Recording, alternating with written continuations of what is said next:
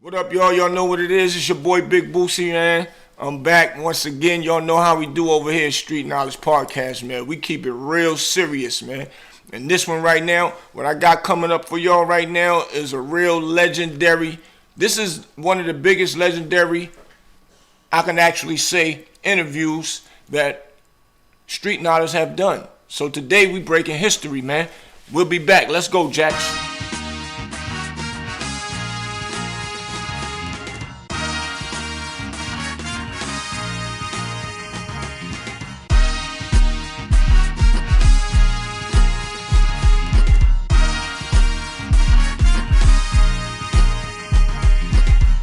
Yep, what's up, y'all? Y'all know what it is. I'm back. It's your boy Big Bootsie. Like I said, I got something real huge for y'all. This is a legendary one. I got a legend in the building, and he's here to speak facts and let y'all know where he come from and where he's going.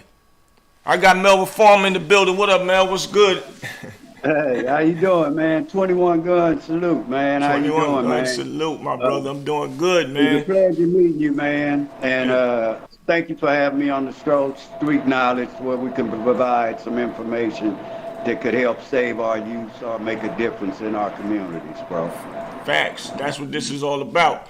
It's definitely about saving our youth and getting them from up under all that crazy mess. And see, I need guys like you, such as yourself, that really been there, done that. Really, you basically are our Jesus, man. You paved the way for, which was unfortunately, but you paved the way to let these kids know that that ain't the life. You know what I'm saying? So explain to them who you are and where you come from, and then we're gonna get a little more deeper.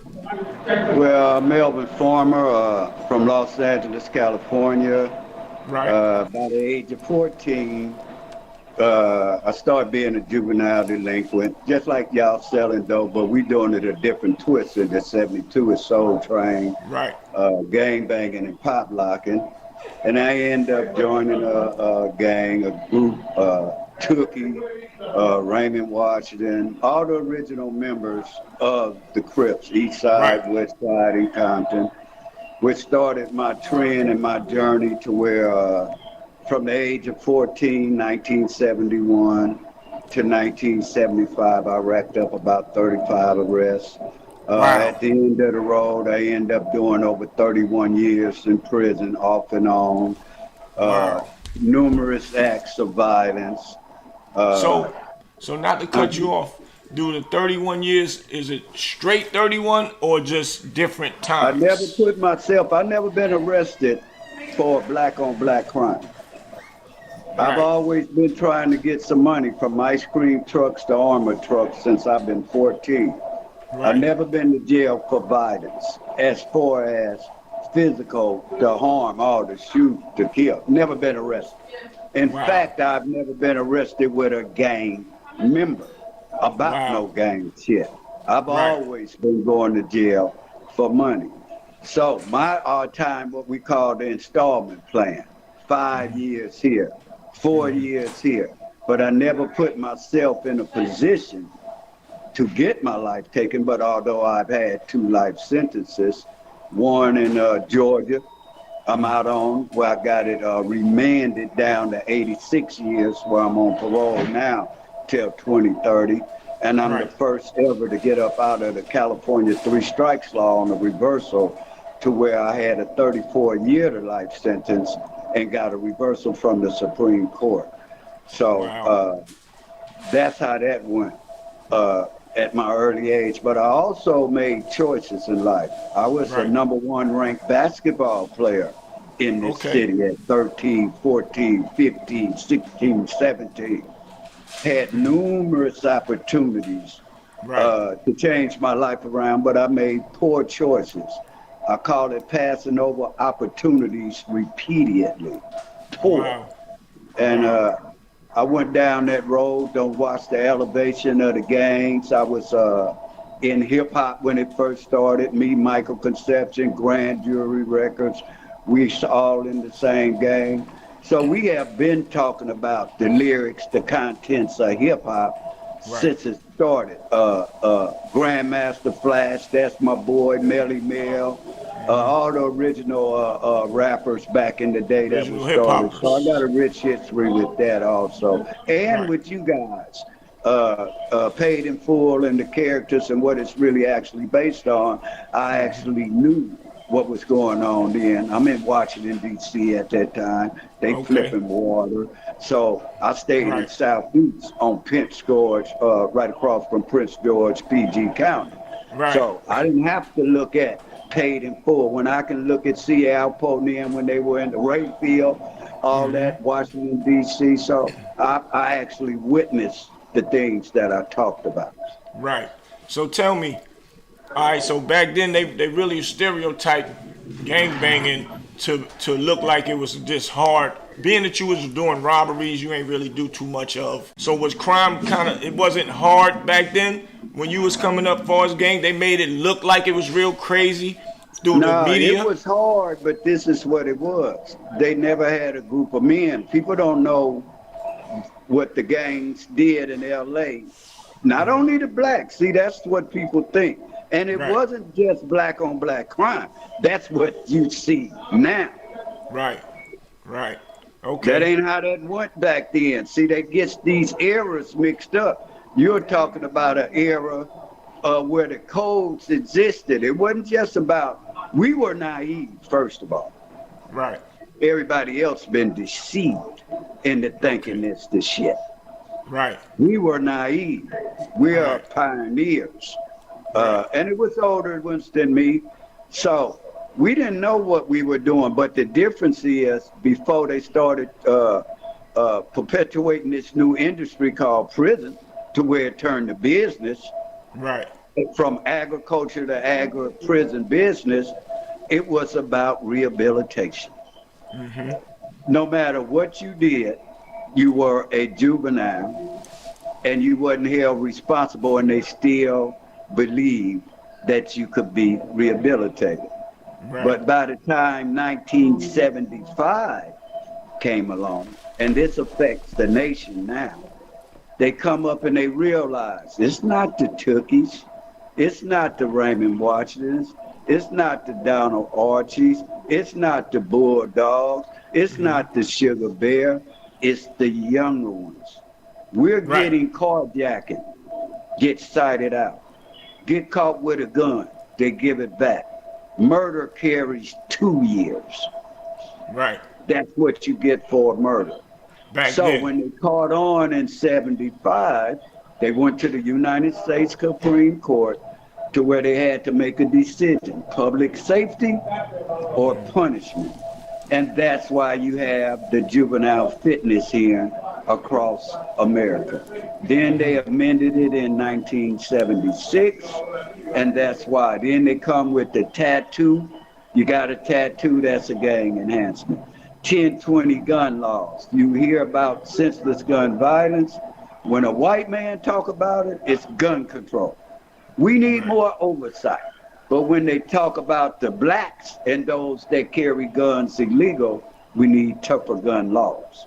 Right. So I try to address it to where I try to keep it where a young man don't get like the crack laws. 5 grams get you a life sentence, Batarang, and all these asset forfeiture, where the blacks make their money. They didn't go take it from the cartels or nothing, but they sure Right. put it, when the blacks started getting money, they criminalized it. I remember when selling cocaine was a status drug, Disco 2000, Yeah. Saturday Night Fever, and all this shit. But when the blacks started having money, the Freeway Ricks, the Harry O's, the Alpos, the Bruce Richardsons, and all these kids way before BMF, niggas been having money. But Right. the thing of it was, it was honor, like y'all say. We wasn't trying to, oh, that nigga got this, oh, I'm gonna take him out the game. Nah, nigga, I'm gonna go get my money and try to get ahead of him in the game. There's no Right. honor out here, man. Yeah, it's all messed up now. That was another question. Do you think that the gang culture now is different from back then? Meaning they don't follow the rules. They like They don't follow their considered OGs anymore. They just do what they want to do now. No more structures, should I say, like Well, before. first we have to understand the difference between a street gang and a prison gang, Okay. or organized crime. A street gang does not have a structure. It's like a hoe without a pimp. They renegades. Right. Particularly when it comes to Crips and Bloods. There's too many factions. 6 O's, 9 O's, 8 trades, 4 trades, Hoovers, Underground, Block, all this down the line.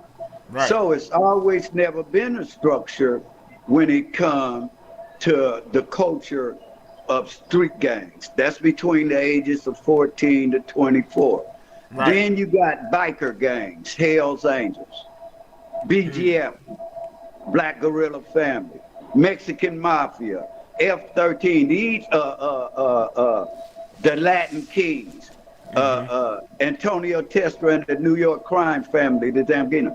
These organizations have structure, a chain of command where they can go order hits from the top, blood in, blood out. But that's not the same. It ain't about listening to what no OG say, particularly when he telling you about go shoot this nigga or go do that. No, you make your own decisions as you get older. The way I've never, ever told nobody to go do a goddamn thing when it come to hurting somebody that I can do my goddamn self. Right. That's the first thing. But this culture here to where they didn't come in the same way we did. They can come in with a tattoo. Oh, I'm a Crip. They can come in being a drug dealer, but you're a gang member.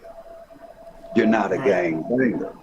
Right. So the culture now is, this is not a gang to where when you get old, oh, they don't lost their skills.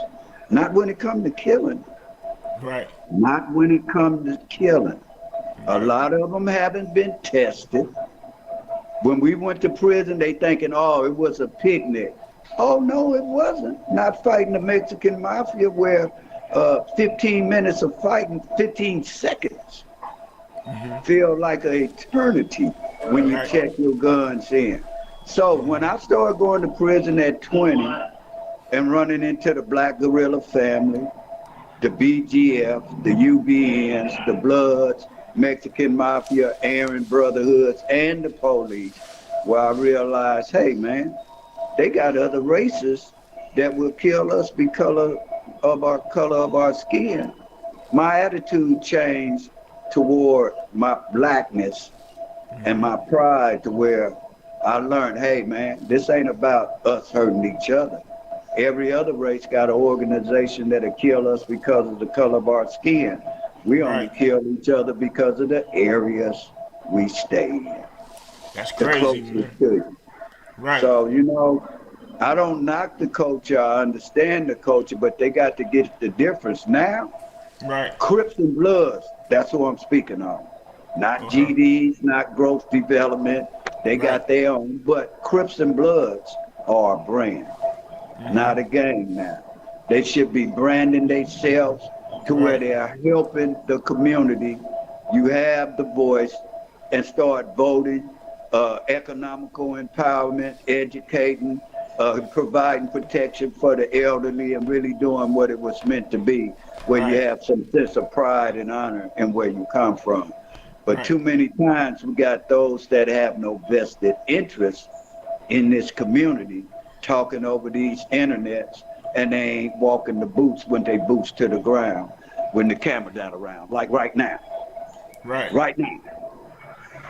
I'm on 83rd and Wrestling. Right there, that's what Gangsta Crip started. Right around the corner where Raymond Watson. But I walk these streets. I help the homeless. We got a shelter. Every morning we giving them something to eat. You don't see these niggas on TV doing a goddamn thing but running a goddamn mouth. Show us what you do. And it's a lot of it. I hear all that game goofy shit on the radio. We got this bitch, Jay Prince, Whack 100, Charleston White. But where y'all at on the streets? Right. Where your boots at to the ground? Right. That's a Y'all fact. sit up here and perpetrate like y'all the bombs. No. Come out here, man, and do what you do and use your platform for a positive thing. You don't have to do all that shit airing it out. Give back, man. Give Right. back. I was wondering, like, why they just going crazy back and forth and back and forth? What do it all mean? Like, it's ridiculous when it's definitely help needed out here. Maybe you if people like them do hit them boots to the ground, the kids would pay attention more and feel a little better about not actually going to war because they'll be thinking about something positive. Okay, so let's just say Jay Prince, for example. Jay Prince is here in town. He's doing the speaking over here. Let me go over here and see what Jay Prince talking about. I hear about him a lot now. I actually can go see him. It'll take their mind away from doing negative things. And if that happens on the regular with all those different names that you just said, it would probably make a difference. Even if we get 2 or 3 people, 2 or 3 kids, man, we winning at something. Right, So- but that's the difference with the California mentality. We don't look at actor, rappers, and entertainers as stars. The Right. streets are the stars here, the big Right. boys. So Right. our mentality ain't the same as the South, the Midwest, the East Coast. We don't and like some regions still think wrestling real. They still believe wrestling real, Right. man. That's a and fact. that ain't our mentality. No. Our mentality, it's split up in California. You got the North, that's the players, the hustler, the Mickey Mo's, the Lil D's, the players, the pimps. But down south, the LA, the Bakersfield, we're a little bit more gangsterism with gunplay, violence, and so forth. So it ain't about Jay Prince can't come to LA and do a goddamn thing where the streets go, hey, you ain't part of this. Right. And I know Jay Prince, and it's nothing personal, but Jay Prince is entertainer in entertainment. You have to get the guys that are actually the candlestick makers, that are actually pulling the trigger, these young kids, where they don't look up to no Jay Prince. They might look up to him in Houston. Right. They might look up to him in other places in the entertainment world. But as far as the streets, the actual streets, where your resume not matching up, it shows right now. You're arguing with niggas that's out your league where you shouldn't even have no rebuttal, where you should be able to call them and, hey, man, let's meet up. But no, y'all want to broadcast your shit all over the internet. But if I say something about you, you get offensive. Right. When it's just being real, you want to invoke y'all game goofy verbal gymnastic shits with rules and dialogues and codes that exist on the streets. Right. Simple as that. No doubt. Yeah, I totally understand. I get it. For real. So I noticed something about you growing up playing basketball. Can you give us a quick scenario of you growing up? Did you have both parents in the house? And if you was playing basketball and things of that nature, what led you to take on getting into the Crip world? Let's start from there. Well, I started off, I had been playing basketball since I was old enough to dribble. Right. My junior high. But I had started, but basketball wasn't as famous as it is now. It wasn't, gangbanging was just coming, and that's when you were a superstar. So I'm playing basketball, but at the same time I'm playing baseball. But everywhere I'm going, because of the older ones, the Tookies, the guys that are 16, 17, 18, when I'm 13, 14, they're getting into it with these guys at other parks. Right. That's how it go before the Crips come out. Harvard Park fighting the St. Andrew Park niggas. Sportsman Park fighting Athens Park. And they all end up being affiliated with gangs later on. Right. So this is a true incident of what happened. One of the incidents that started changing me. I'm playing for St. Andrews Park. We go up to Van Ness Park. That's where the Van Ness boys would eventually be called the Van Ness gang, VNG, as they're known now. I'm up there playing basketball, but all the younger guys up there that are juvenile delinquents starting to gangbang, they know who I am from St. Andrews Park, but I'm only 14, 13. Right. I'm not really actually, they just know I'm from St. Andrews. And what happens is, I'm telling my coach, the worst game I ever had in my life, because I knew they was fit to shoot at me. But at this time, they're young. The coaches are naive. They thinking they not knowing. This is about 1970. And sure enough, when we come off the court, they hide in the bushes and they bust on the van. Luckily, nobody got hurt. Now, my mother and father, my father worked a good job, Greyhound bus station. He working graveyard. My mother working one of the biggest jobs you can get. She working at Northrop Bourne, making $20-something. So that stereotype about the parents that you see now, and it takes two parents, the parent can't watch you when you sneaking out that window. The parent can't watch you when you telling them, bye mom, I'm on my way to school, and you go and meeting the niggas dishing and they working. So a lot of times it wasn't the parents' fault, particularly in our era, because we were going down a gray area which nobody, police, the community, nobody seen it coming. Right. So now I go to jail. I get caught on campus. Now I'm 15, 1972. That was your first time going to jail? No. Okay. I had been going to jail since 14. Okay. 1972, I done went up to Inglewood High where I done put a gun where we carrying a trash bag for our lunch. You know, the brown bags. Yeah. I didn't carry no whatever lunch pail. I'm carrying the brown bag. I'm 15.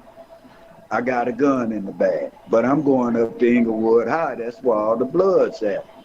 Inglewood's family chain gangs.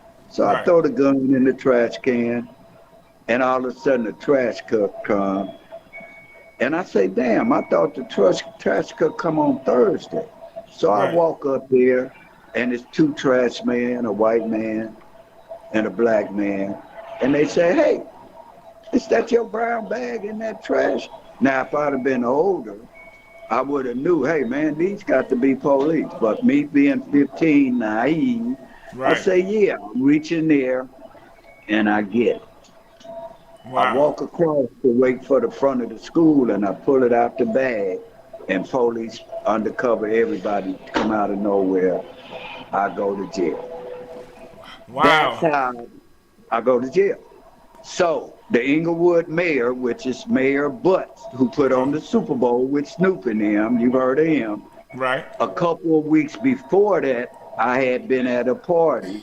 Me, Michael Conception, who ended up, in fact, he got convicted at 14 years old, where a murder occurred when one of the first in gang history, Crips and Bloods, where we was at a party for Inglewood chain gang, Douglas Green, and it ended up being Buster's brother. So when I get arrested, Butts come to me, he was a cadet. I'm 14, he about 18, and he come and he say, I heard you was there when my brother got killed. I say, yeah, I tried to save his life. He didn't listen to me. And he went and told him to let me go. Right. But they found out who I was, and I got rearrested. That's how I ended up going to camp. Now I'm in camp, and they still, but this is about basketball. These are true stories, how I passed over. Now I'm in camp for the gun. Right. I'm right at the camp Tookie them just left, that you see the pictures of, that when you see them all muscled up with their brims, 1972. Yeah. That's Bob Simmons' boys' home. We're the next younger ones up after they leave. So my Stacey Adams gets stolen by some niggas in there. I'm coming home on a day pass. I tell Sidewinder, rest in peace, give me my pistol, my 8-tray backwards. I go into the camp and I shoot the camp up behind my shoes. I get caught. Instead of going and getting charged, they say, hey, Melvin, we see you play basketball. I go to Hollywood High next to play basketball, and I make the team. Right. get into a ride with a boy named Kevin Goff for kissing a Mexican, and we get into a ride with the Mexicans, and I lose that opportunity. So now I played basketball where I was #1 ranked, but every time I tried to pursue it, I didn't have no mentor to say, Melvin, you got the talent. When my daddy found out I was gang banging, he fell on the floor and started crying and said, you don't mess off our money, man. You's a pro. Right. Wow. Yeah. So I regret that, but a lot of guys, Reggie Theus, Ozzie Smith, that's Hall of Famer, James Lofton, what's Warren Moon, Doc Ellis, the first black pitcher, Marcus Johnson, Bill Cartwright. I played against them all. Oh, you played with them? Wow. So it wasn't I played against them growing up before they even had AAU. I still coach basketball, and you can see the passion I have for basketball. Yeah. But right now I'm dealing with baseball because I think in the summers, the minorities, the blacks, doesn't have money to have their children participate in the RBI League and Major League Baseball that's trying to revitalize blacks in baseball, because I think they put too much time and effort in spending money on hip-hop, acting, rapping, baseball, football, and basketball, that when the summer comes, they let the daycares and the parks become their babysitters. And that's when these kids end up not being supervised and see these gang members and that, and they can fool around and get influenced because the parents not there. I think that's smart of you, because you get them into baseball and they actually do good or do great. That's the highest paid sport. So if you could fit that in there, that's a beautiful blessing that you even thinking in that path for them kids. That's for real. That's beautiful. So, but also what happens is, when I grew up playing sports, the community, the businesses, the Boys Market, the Chuck E. Cheese, the Jack in the Boxes, all these type of stores or commercial businesses, they invested the money that the community spent, where they would buy, hey, the kids need uniforms. When I played with the Cardinals, we win a game, we get to eat that. But the uniforms were paid with the McDonald's in them. We get a McDonald's, a fries, hamburger, and a soda if we won. And I think because now we have swap meets where the Koreans run it, you go spend your money there, the money turn into a yen. You go to Taco Bell or buy off these tacos trucks with the Latinos, your money doesn't get recirculated, it turns into a peso.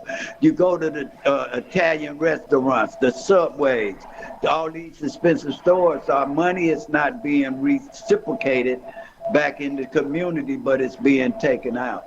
And I think that's also helping to promote gentrification in these inner cities across America, to where we as blacks have to come together, or else we're gonna be pushed out, man. We're gonna really be outside. Yeah, that's crazy, man.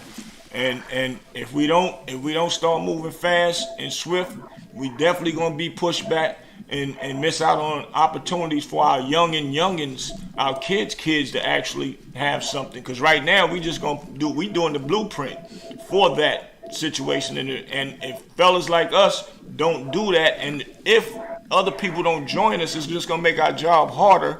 But if we still push it to the right limit, then I think we definitely could make a change. Because everything I'm listening to you sound, that's definitely the right path, man.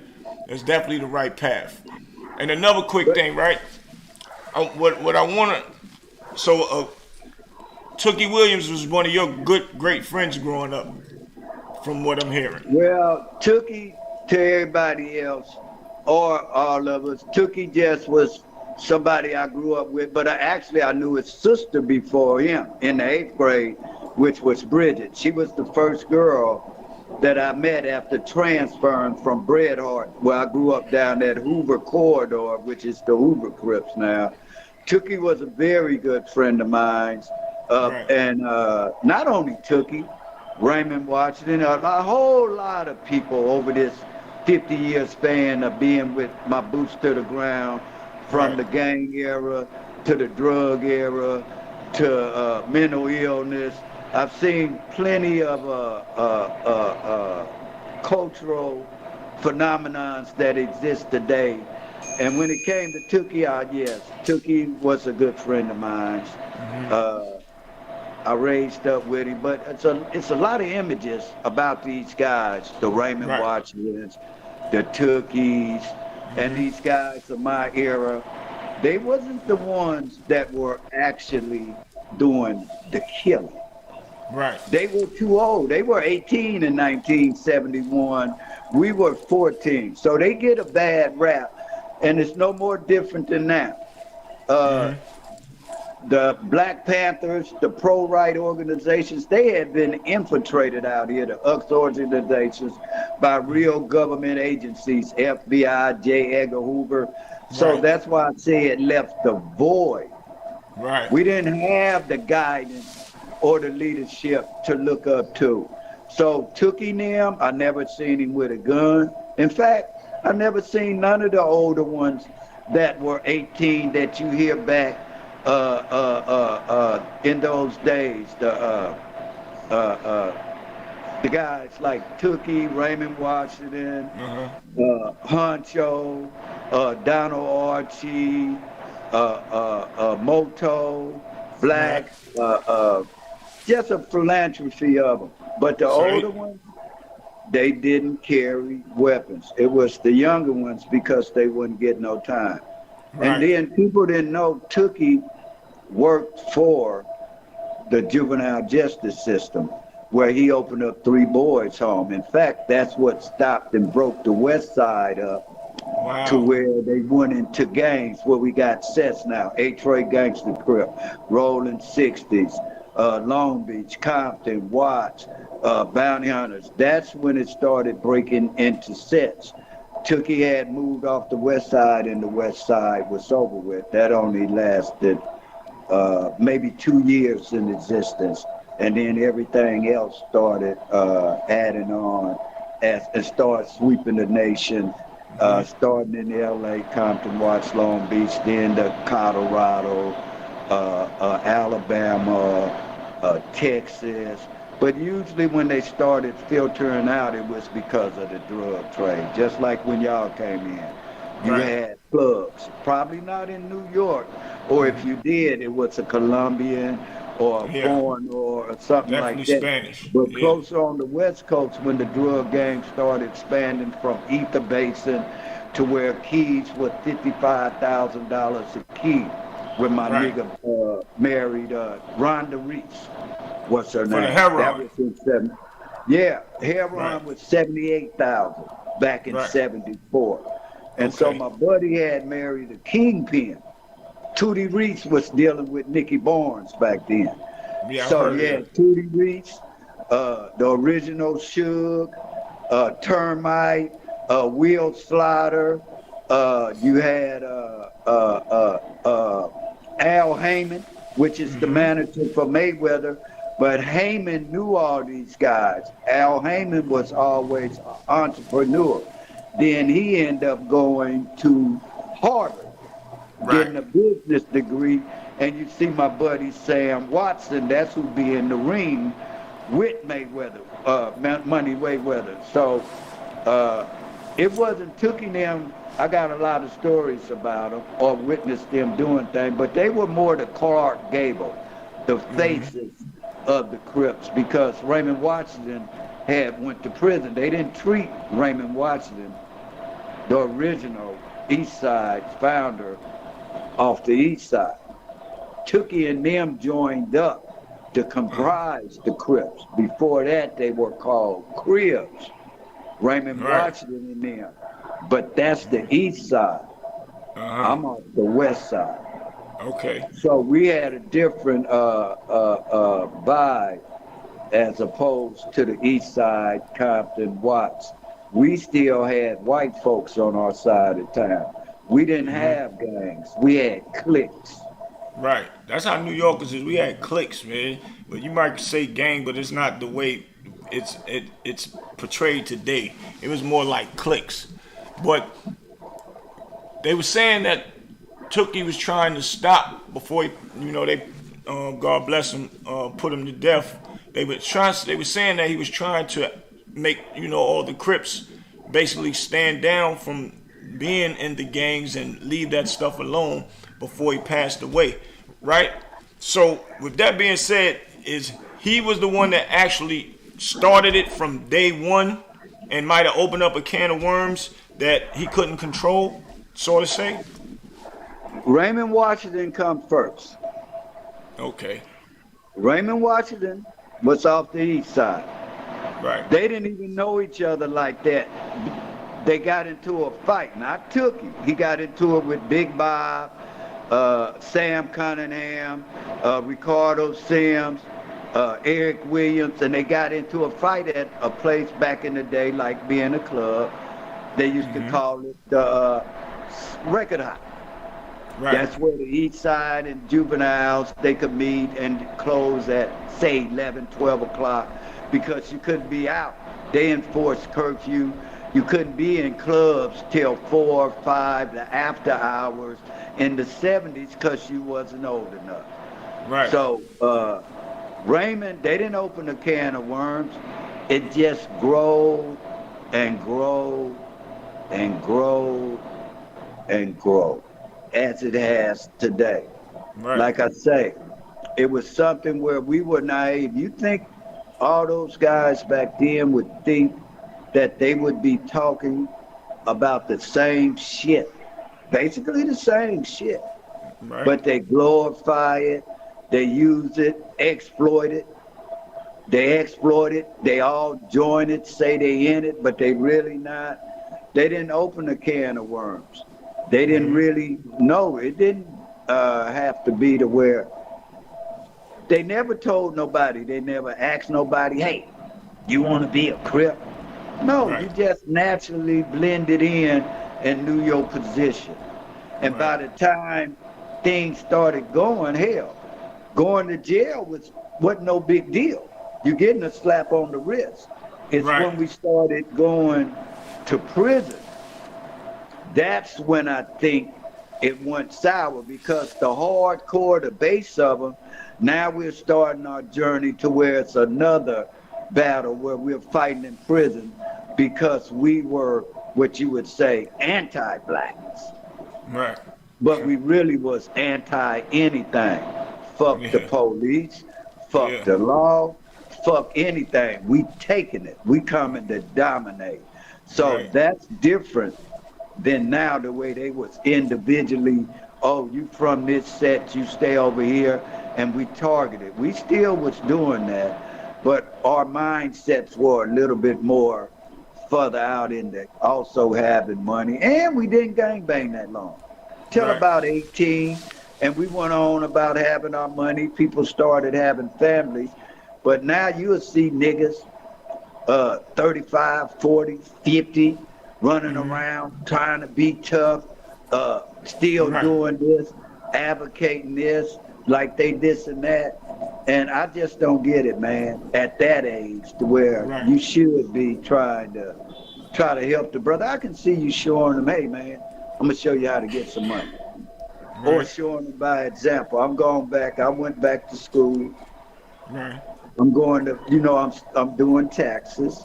Right. But I'm trying to make my mother proud. I put in a lot of work. No doubt. A lot of work for nothing. Not nothing. But I know the path that you're going down. I know where usually you're going to end up in the graveyard or the penitentiary. If you really about this shit. I hear a lot of these convict stories where they brag, oh, I went to jail for a cell phone and went to the hole. We had this, but they really don't tell the violence associated, not only in gangbanging, violence amongst ourselves, but violence all the way around the board. I've seen a lot of violence, a lot of people that lost their lives for no good reason. Right. It No wasn't doubt. worth it, you know. You'll get Right. too old to work, too young for Social Security, and then you get stuck. Like me. I can't get a job. My background won't let me. I'm still on parole till 2030. I've been on parole for 20 years after I'm through for 3 counts of attempted murder in 2010 in Wow. Atlanta. So I'm still, they reactive. I'm real active, but I'm out here to where I hear people, oh, y'all killers, you this, you that. No, I'm only protecting myself. I'm minding my business. Right. But That's a what if you fact. come at me?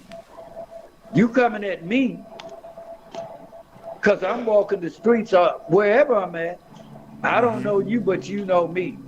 And then I Right. get to jump on you. Now it's murder. No, Right. everything I ever did, I just defended myself. Right. That's That's it. That's all, like I do now. I just defend myself. But no I'm doubt. not trying to come at nobody. I just, but it's a hard game. They can talk the talk Yeah. about this, but it's a gray area, man. It's Yeah. a gray area to be able to try and bring some type of understanding to unorganized chaos. And you Yeah. got them that's creating chaos, but you right there, it's a contradiction in itself. So I just try to speak the truth, man, without glorifying. That's a beautiful thing. And another thing, can you explain how Tookie got the death penalty? And from what I'm hearing, if they was trying to overturn it, and Arnold Schwarzenegger denied it, and for some reason you had information that might have saved his life. Well, everything that Tookie was involved in, from the robbery of the Big Five, the robbery Right. when they took the guns, you hear Tookie say that he didn't even have the bullets that were found at the scene of the murder. But yes, Tookie did the first murder. That was the murder of Whittier. Right. He said he did it. There's 2 more people that's on that crime. Tony Sims, he got life without. Tookie got the death penalty. And Blackie took the stand and got immunity and out of state because he was from Canada. Right. So maybe Tookie got executed on a Wednesday. That Sunday, Tookie's lawyer, Barbara Becknell, and everybody else came to take my disposition. I was in court. I was in Avenal, Taladol State Prison doing time. Right. About 2003, I think it was. But everybody knew that his lawyers had flew down there where the governor, Schwarzenegger, or whatever his name, had granted the prison to where at 5 o'clock after visiting over, bring me out, and I had to fill out an affidavit. Because the other 3 murders, the guy that turned state's evidence on him, could not have turned state evidence because he was a suspect in 6 other murders Right. that they had him up under. And when they found the shotgun that they say Tookie used, it was up under his bed. So they subtly changed him to where he was the suspect in those other murders. Wow. And they gave him to Tookie. Because he was up under suspect for murder 3 in Ojai, California. They Right. all unsolved right now, and the only way you could know them is if the police told you or you knew about them. He had 3 murders unsolved in 3 Rivers, California. He had 2 murders in Ojai. All these are where bodies were dumped into wooded areas after being robbed and killed. Then you had another one off 83rd and Western, right out here where I'm standing. Right. And so I knew that Tookie didn't do them murders. And what happened, they erred. And this is why Tookie should not have been executed, is because of the fact I had newly discovered evidence that should have opened up the door for exculpatory evidence to where they should have took my disposition. At the very least, He should have been granted a stay for 90 days, postpone it until you heard what I'd say, because it was newly discovered evidence. And to this day, if they would really look at it, I will bet that if what my allegations are true, that he shouldn't have been executed, that I will bet my life that, and I got about 30 more brothers that I grew up with that are on death row in California right now as we speak, that I've been talking to, that's been there 38, 40 years back in there, to where we're trying to end it. But also, let me tell you about Tookie and a story about my crime partner after we had robbed the jewelry store. No, this when we had robbed the bank. Now I'm in prison for a bank robbery in 1981. Tookie's on death row. I'm in prison now for a bank robbery. I got 10 years. I'm serving 10. My crime is up in San Quentin. And they used to let the death row Crips mingle with the Crips, because everything's segregated. It's a white madhouse. It's violence at its highest level at this time. So Tookie reading my man's transcript, and he say they sentenced you wrong, Spud. He said, man, I could write a writ, and I might could get some time. Now, don't forget, we all got 10 years. Tookie go and write a writ to the Supreme Court, a writ of habeas corpus. And I get a letter from San Quentin where my crime is saying, hey, man, they didn't have cell phones and nothing. This in the early 80s. And he say, call me at the house. I'll be home. So I'm thinking, how the hell he going to be home? And we don't get out for 3, 4, 5 more years. But what Tookie did, he got his time knocked off. So my man say, hey, Took, when I get out, whatever you want. It's a testimony to him. He said, man, I got you. You know, a nigga get you out on your time and you got the life death penalty and doing life. What you gonna say? Hey, man, I got you for life. So my nigga say, hey, Took, don't worry about nothing. Long as you up here, I got you. You know what Tookie told him? What? He'd say, no, Spud, I want you to get out. Now, he a West Side original member of Crips too, Spud. He said, I want you to get out. I don't want you to send me nothing. He say, promise me you never come back. This is not the place. My nigga left, went from San Quentin to the streets because of Tookie. He moved to York, Pennsylvania, went in the truck school. The nigga ain't been back to jail since. Wow, that's big. He did that for Tookie. So that's just one of the things. So Tookie, no, I can irrevocably say Tookie did not commit the other murders that he did. I know everything about that situation. No, they say this. The governor, his hands was tied because that's politics. The people of the state of California had declared through a jury that we, the people of the state of California, think Tookie should get the death penalty. Those are voters. His hands was tied. But where they really erred at is the Supreme Court that denied him to stay. That's the area of attack when you're talking about Tookie and what's his guilt or innocence. And he's not the first one. I had a life sentence to where the police framed me. I had 35 years. I'm home on a reversal, but I didn't get compensated. They ain't give you no money, no nothing. I didn't get nothing back. They took my Benz. I don't want to did a robbery where I don't hit for 40 keys of dope. This in 1989 when it's 17.5 a key. Me and my nigga, rest in peace, they kill him later on in the game, burn him in a car. See, y'all don't want to talk about this shit about your boots, about this real violence. You ain't gonna like these stories. I tell them all day about murders, not just gangbanging. About the drug gangs, getting your money with, that's a blood gang. You do weed deals with a handshake. You do cocaine deals with that pistol. Yeah, that's a fact. Am I right or wrong, my nigga? You're all the way right. That's a big fact. So when you go in against a drug dealer, Or say like when we used to rob banks and you'd see the guard in there with his gun. Nigga, most of you niggas ain't got the heart to go in there to take that money. Right. That means you are either gonna get killed by this nigga who paid to protect it.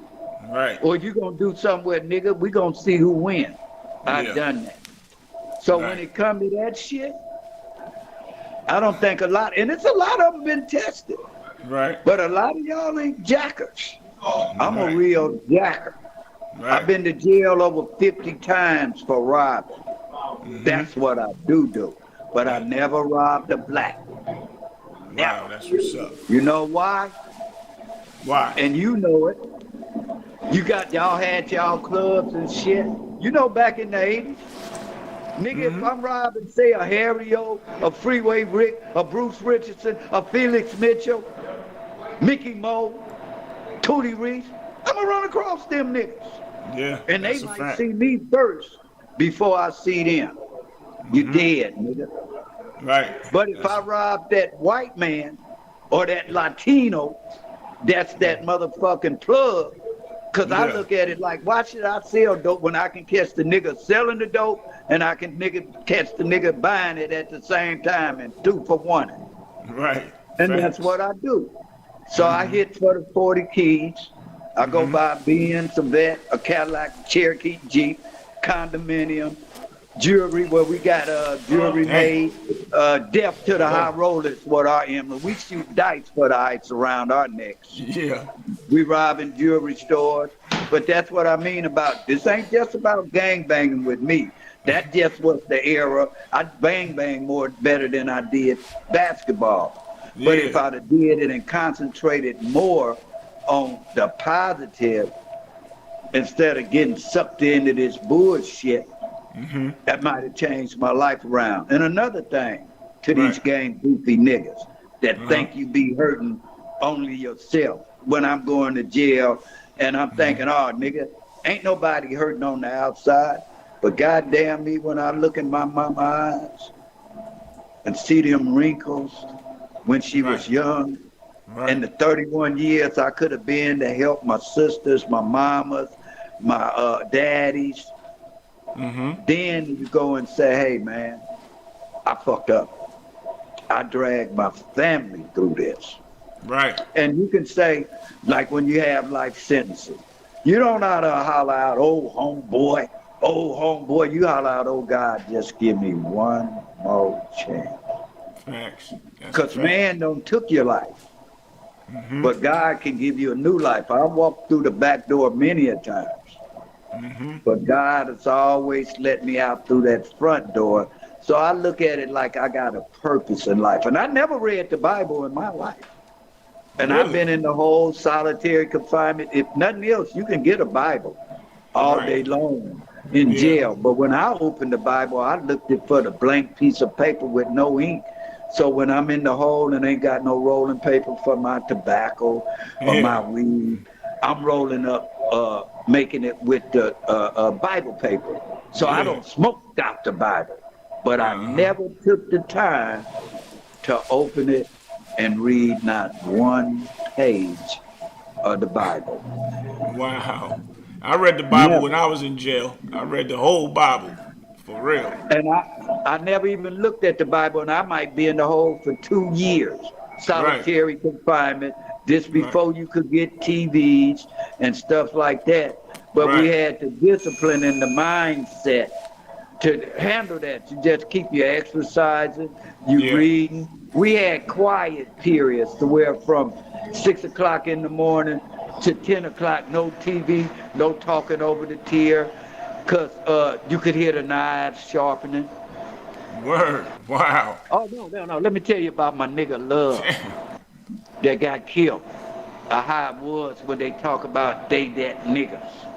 Yeah. Y'all that niggas. My nigga Love, rest in peace. This is where they filmed America and Me. We in Palm Hall, the same place where you hear Monster Cody was, Suge Knight. That's the SHU program, security housing is what we call it, SHU. So you got levels to this shit.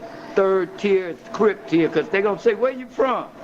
Oh, I'm a Black Guerrilla family. I'm a BGF. I'm a Blood. I'm a Crip. I'm non-affiliated. I'm a AB. I'm a Mexican Mafia. So you going on that tier with your crew. So we on the Crip tier. Now we going down to where they making spears, where they don't roll the regular newspaper, and you roll it real tight and you lightly season it with that water, and when it's dry, it turn to wood. Because that's what they do. So you make your knife. Back then you could break the mirror. Now they make it aluminum, but back then you hit your boot, and now you got that sharp end, you tie, now you got a spear.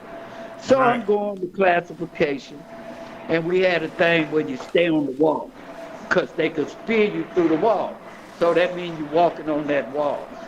So I go down there, and this motherfucker that was a BGF, I'm walking with the police, he stabbed at me.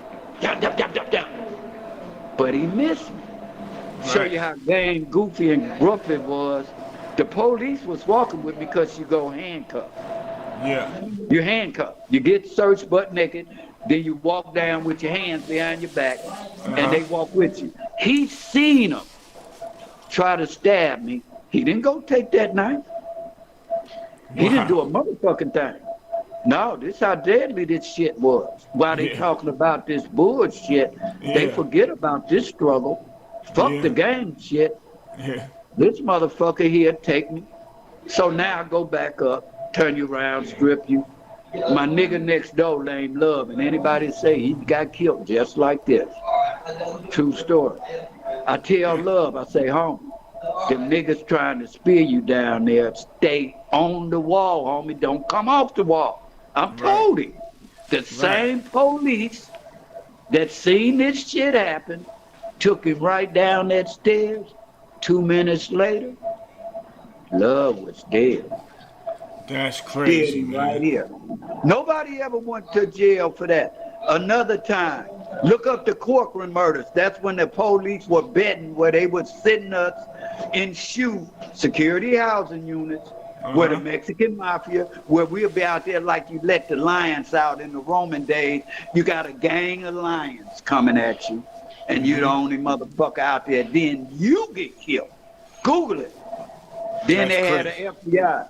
So we had to go through all this. I hear this lame nigga, Charleston White, these niggas talk about California prisons. Yeah. None of them, very few of them. Very few, unless you talking Attica, you talking Phoenix. But when it comes to violence, we the only state in the United States that segregate because of the racial tension in California prisons. Right. So this shit about, they wasn't we was at the war 1980, we fighting on the streets. All during that time when we started going to prison at 20, hell, we had to fight to make it to where they got it pretty easy now.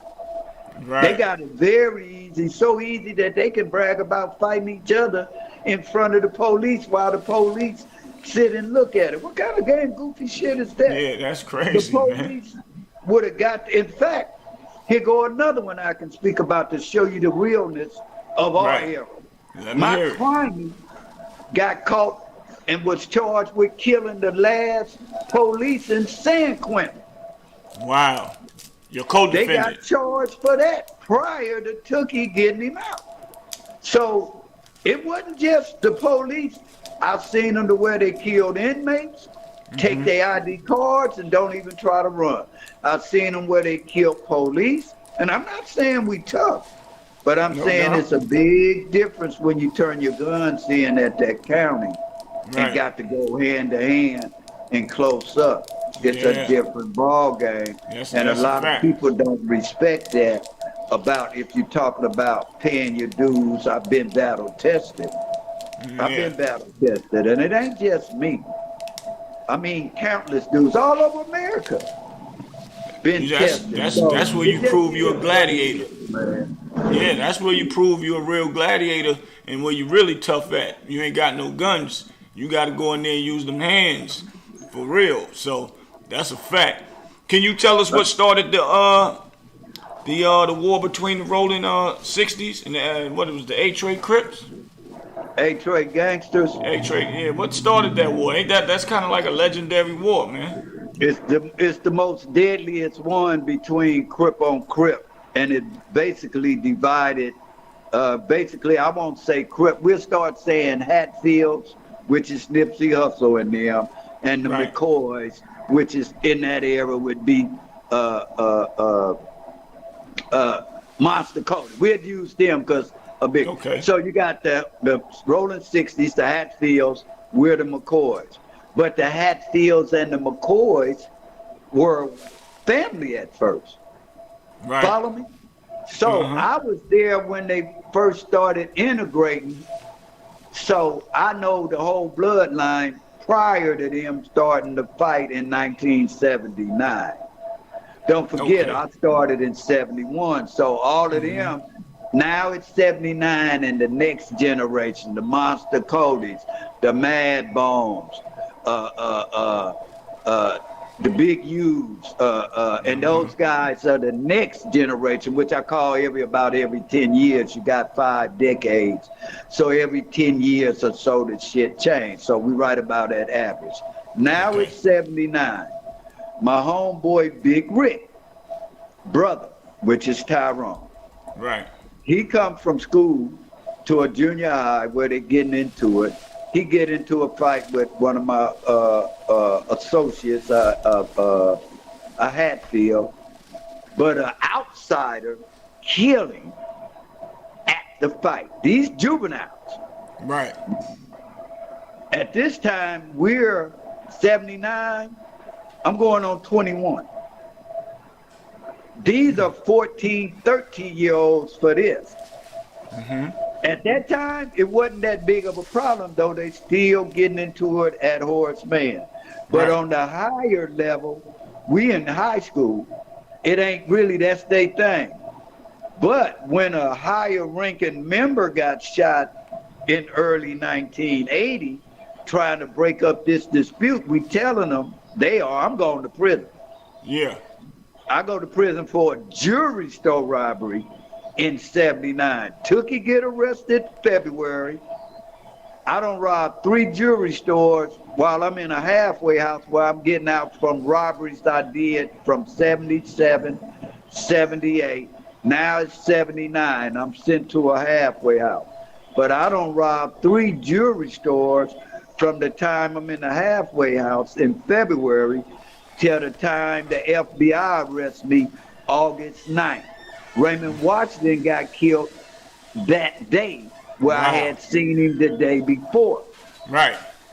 So all that was going on at that time. So right at that time, it wasn't no problem.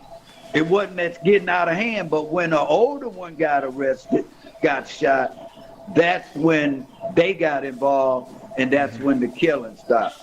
And in fact, since 1979, I've been in exile because of that, because I didn't get involved in it.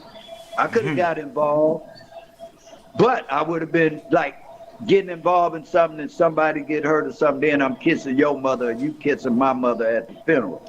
Right. So I stayed out the way honorably. I didn't tell them not to do it, and I still associated with them. So that went on till Nipsey Hussle got killed, which really provided an opportunity for the A-Tray gangsters to go over there to Slauson and Crenshaw, and that's when you seen LA gangs unite. Wow, that's crazy. But I'm listening.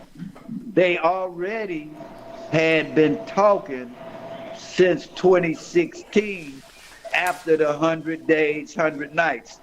Read about that. That's when it was the most despicable display of taking human life and probably the most deadliest 1 year of violence on the west side where it was taking place in the history since this shit started. I was there.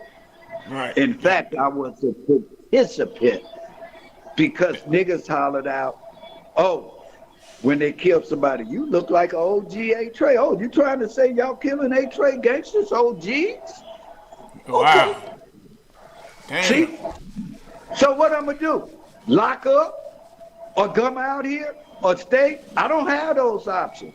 I'm not no nigga where I'm a rapper and can go hide. Nigga, I'm up here in the jungle where I got to do what I got to do. Mm-hmm. And that's what we did.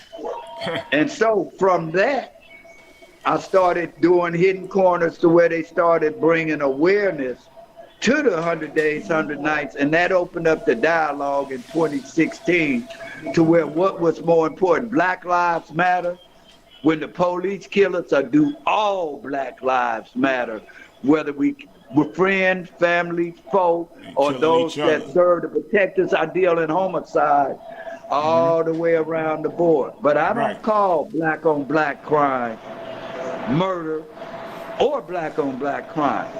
What it's called, young man, is fratricide. It's a big difference. Fratricide. Can you break that down to me? Fratricide is the killing of one own brother and sister like Cain and Abel. We're committing fratricide. We're killing our own, our sister and brother. That's a difference between homicide or murder, where you might have it because you don't went and had a domestic dispute and your anger turned to violence. And that's why you have levels of games and degrees of murder. 1st degree, 2nd degree, 3rd degree, life without the death penalty, voluntary manslaughter. So these levels of murder, you categorize them all in the same source, and it's not. A lot of times this shit be where a murder happened, where it be dick and pussy. Yeah. A nigga fighting over a bitch or a nigga and dick and pussy. Who fucking who? But y'all are classified, oh, that's gang murder. No, it's not. A nigga get an isolated incident where two niggas get into an argument. But your niggas, if you lose, they backing you. When it's really an isolated incident, it should be two niggas enter in a room, if that's what you gotta do, and one man leave. Simple. But these niggas bring other niggas with them. I don't like that. Not saying I'm no hell of a nigga, but hey, if you don't like me for whatever reason, come tell me. And then you can walk and turn and fire at 10 paces. If we the same weight or age, we can go in the room and lock them up. But nigga, don't sit and shoot at a nigga sitting in a car. You don't know if no kid in there, they do some gang goofy shit that jeopardize other people. Keep it within the guidelines and the rules of the game, man. Facts. That's a fact. If they ain't got nothing to do with it, no mother, no parent, no elderly, no child, and you signed up for this shit, that's cool. But you niggas are claiming y'all killers, I'm this, I'm that, and then, soon as your ass get killed, rest in peace, that's fucked up. But when you bragging about killing, it's all right. But when your ass get killed, it's a problem. I said that. I said, yo, man, all these gangsters out here, as soon as one of them get killed, their parents or the friends or somebody saying, oh, he was a good guy, he ain't never do this or never do that. But y'all don't know he was out there starting some type of trouble to get himself killed. And he was out here talking tough and rolling with them guns. So ain't no need for all that rest in peace and all that. I've said that in one of my other episodes before. For real. That's crazy that you said that. Yes. They are enablers, man. You sit like me. I see some of my kids do crazy shit, but I don't endorse them. I got other ones that get into shit. But what I won't do, if it's a hustle move, you know, like, oh man, I sold some weed, or doing a real hustle the way you got your money, where you're not hurting nobody, and that, I'm not gonna too much take your money. I'm not gonna say, oh, give me that, cause you made it. If you didn't make it, my mama, by the age of 16, I had robbed a fur coat. These are true stories where niggas will say he done that. No doubt. At age 16, I don't went and robbed a fur coat place, me and my nigga. Yeah. This when 8th grade gangster wasn't that big. You had Hunchy, you had Rayford, you had Sidewinder, you had Ex-Con, you had Baycott, you had Big Frog. I had one and robbed a jewelry store. I mean, this fur coat. In fact, I'll send you a picture. No At doubt. 16, I gave all of them fur coats.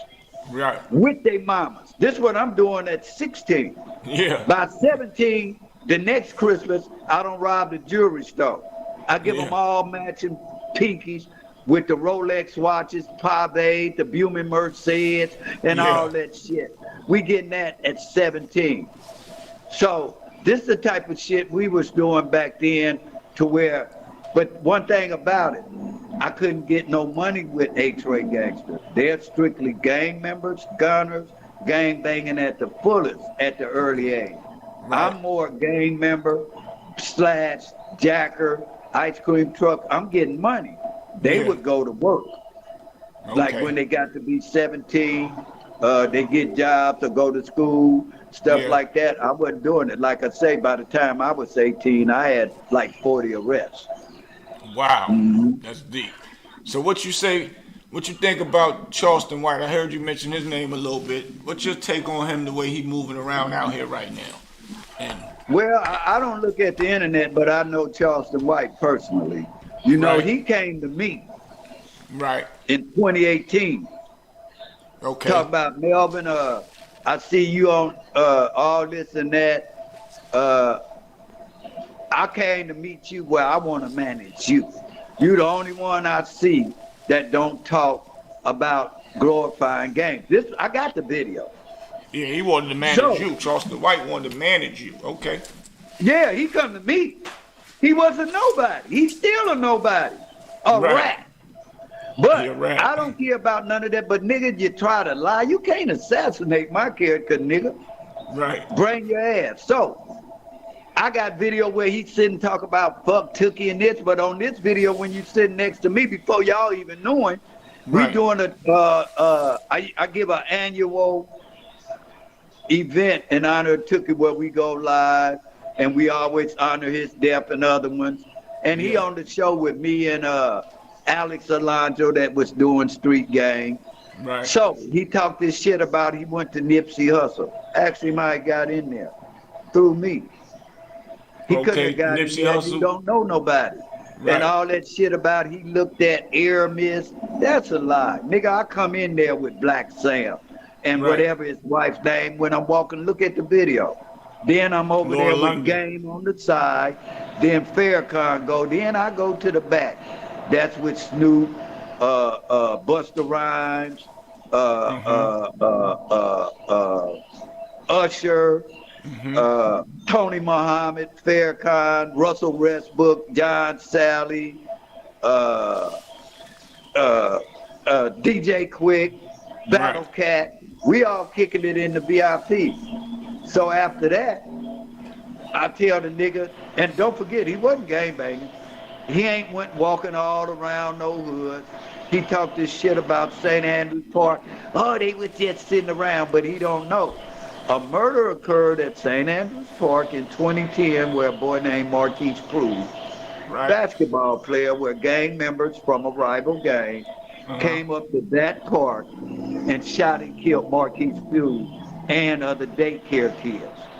Wow. So from then on, since 2010, we sit at that park from sun up till the time it closed to where somebody gonna be there to protect them kids. And we got a track where they come early in the morning. So the thing that he's saying about they sit, no, that's not true. They sit for a reason, to protect them children, because we got daycare, we got programs, and the elderly, and also to show you that how niggas lie. That park produced more revenue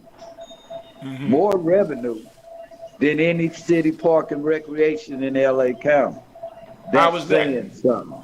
So how is it these niggas sitting around? So that's a lot. So then he wanna be Melvin. He using my name. I went to LA and I hung with the OG. Look at all that shit people don't know about this shit. Yeah. Oh, I've been around. But then we go on Boss Talk. This after he started talking about Lil Sody and other niggas that he met through me. Right. Now you gonna talk about these niggas and you know him through me. So am I right or wrong? I got a right to step to him. Nigga, you don't talk about niggas you met through me like you some hell of a nigga. I'm coming to you. Wow. We go to Texas. Me and I told him Marvin. Oh, so you went to Texas. Huh? You went to Texas. That's when you seen him run his ass off of the stage. Y'all can say what he wants. I come in love, but I didn't interrupt nobody, and I'm gonna finish. But I come in love. We all have opinions. But listen, we here talking about what our things I done said. No, I'm not talking about none of that. I'm talking about. Y'all can talk without me then. No. Y'all don't talk without me. It ain't like that, bro. No, we ain't talking. I ain't got to justify a motherfucking thing what I done said, my nigga. I done said it. And I don't. I ain't got to justify, my nigga. I done drove too far from this motherfucker, nigga. Got me fucked up, man. Hey, well, we here. Well, y'all talk. We here. Y'all gonna talk without California is here, nigga. That's what we meant. Come on, man. we gotta do better, man. Right. But one thing about this game of lies, we'll never be able to conversate with the truth. Right. That nigga sit up here, and so I had told him ahead of time, nigga, don't go on these shows, because I wasn't going to go on the stage. Yeah. I going to let him and Marv had questions. It should have been a civil, but I tell him I'm not going. But I told the nigga earlier, don't go on here thinking you going to disrespect in front of me, nigga. Niggas, you met with that old, I'm a character, and this right when it's, no, nigga. And that's why you hear me say, nigga, fuck a character, fuck you. He didn't do nothing then. And Dewberry, nigga, all they need to do if they really want to see about tried by 12 or carried by 6, nigga, since y'all run your mouth, call me down there and we can meet up where y'all both can come into the room. Right. Come by yourself, and I promise you I'll walk in there first, but let Charleston White lead the way. And I bet you Dewberry ain't gonna make it in there after what I do to Charleston White, nigga. Right. If you want to really, I'll keep my name out your mouth. Facts. Niggas, this ain't internet. See, they forget. Dewberry calls me. Now you acting like you that nigga? Nigga around a snitch? Yeah. Nigga, are you out your rabbit ass mind, nigga? Right. Yeah. He say he always say that nobody won't come to Texas talking tough. So you Nigga, went them to niggas, Texas. what they gonna do? Call the police or bring a group of niggas? Nigga, bring your niggas. Right. I dare you. Call me and pay for me where you know what time I'm coming. Niggas. Right. I won't Dewberry, but Charleston White ain't gonna go in no room. I'll try me. Right. Try Charleston White ain't gonna walk in there. We can be that boss talk to where you niggas let Charleston come in with Dewberry behind him. I'm gonna go in first. Leave the niggas out where it's just me, you, and us in that room, or you thinking you coming in that room. But let Charleston go since you gonna defend him. Fight for a nigga that'll fight for itself, nigga. If he don't step in there, nigga, get the fuck out the way. Fighting and standing up for a coward, nigga. He was saying like any gang members is he don't consider them a man, but somebody what was Hassan Campbell said, but he would stand up and disrespect somebody's mother and talk about how having sex with her and how she could suck on stuff and things like that. He could disrespect a woman, but he's supposed to be a big advocate for keeping peace or pushing for black people to be more successful. He's irrelevant in the game of these streets. He's not accepted on the streets. Right. The niggas are fake. The niggas are fake. It ain't about, see, y'all put these gang labels. I'm not no motherfucking gang member. Right. I've been there and done that. But, nigga, I can get in this game to where I'm only protecting myself. I'm a man. I'm a man first. You don't need no crowd to move no crowd. The nigga don't talk about when a young black kid get killed. Oh, I'm glad a 16-year-old girl got shot, but she don't been forced into prostitution. Right. Nigga, are you crazy? Fuck Martin Luther King. Nigga, are you crazy? Fuck Kanye West. I rape this. I do. All that shit is for sound bites and likes. Right. You get a check. Now, he did it the wrong way to get whatever message, but he's irrelevant. Show me what he don't did on the streets. Nothing. You say he helps the youth. And let me show you about these podcasts. Right.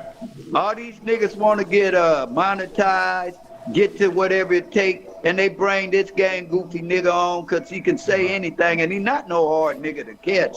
Particularly if I wanted him. I could have caught him in New Jersey at that Mickey Mouse shit. I could have caught him in Macomb the other week when niggas called me, hey man, you want us to do something? This nigga coming to Macomb. See, he ain't got the money. If he think he gonna do shit with a broke nigga where you matching up with niggas with millions of dollars, where you don't see Tupac get killed, Biggie Small get killed, a gang of niggas that talk the same shit, Alpo or whoever. And that's no disrespect. These are facts. No doubt. They went behind that mic and where they end up dead at, in the streets. In the streets. That's a fact. In the streets. Where did all of them die at, young man? Yeah, in them streets. Not that's in a no fact. sound booths. They died in the streets. Yes, that's a fact. And It ain't the same thing. You can sit behind them mics all you want. All you want for sound bites and likes. But when your boots don't be to the ground when the camera not around. And all that shit about I'm sorry, that's like doing a robbery and then giving the money back to the nigga you took it from. That ain't happening. Yeah. But at the end of the day, the niggas, they do what they do. Keep my name like gangster. What's his name? Birdman brother, him and Charleston. Nigga, you call me. What's Birdman brother name? Gangster Williams? Gangster Williams? Birdman brother? Yeah, him and Charleston White, where this nigga gonna say I said something about his wife, nigga telling a lie. And I ain't never even met you or your wife where you been calling me. Yeah. When you needed to try to get up to where you wanted to be on shows, Cam Capone, I called Cam Capone and other shit, Reggie Wright, Whack 100. But then you go and hug up with this rat nigga, Charleston White, and then go on the show and mention my name and ask this nigga about me, nigga. Did you tell him about when I sent you my phone number, nigga, when I heard? Or when I text you and said call me? Nigga, don't forget that, nigga. Don't forget it, nigga. You can tell them. The nigga, keep my name out your mouth, gangster. Man, you all right, nigga. But don't get caught up in that shit, bro. Nigga, I don't know your wife. You know ain't no nigga said it. Nigga. They said Birdman changed his name because he didn't want to have the same last name as Gangster Williams, Terrence Williams. He didn't want that name no more because he didn't want that stain. Why would you want a name to where niggas, it's one thing. Niggas need to learn what a snitch, a rat, and the difference. A snitch. Yeah, break it down for me. A snitch is a nigga that sees something. Yeah. Gladys traveling, looking out the window. Yeah. And she see a nigga breaking in the car. Yeah. 911. I'm telling, they out here, you telling. Yeah. See, when you snitching, you telling, you reporting shit, you witnessing shit. That's a fact. If a nigga dumb enough to let you see what he doing, then that's on him. But when you do a crime, then turn around and drop a dime and get on that stand and testify, that's a rat. Right. A rat is not accepted back in the game on the streets. Right. Fuck the internet. That's zero. You don't know what this nigga. So let's take Charleston White. He talked all that shit. I killed a white man. I killed a white man. I went to jail for a murder. That's not true. I got the transcripts. That ain't true? Wow.